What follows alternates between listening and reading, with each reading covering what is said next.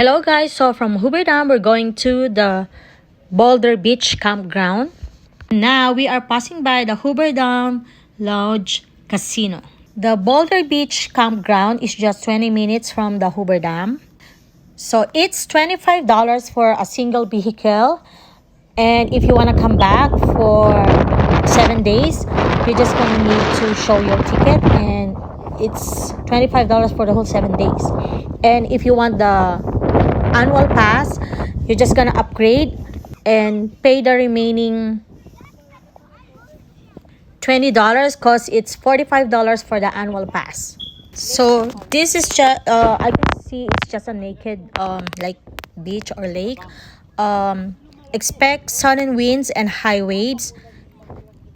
There's the available lifeguard here, so always watch your children. Swim at your own risk, and life jackets are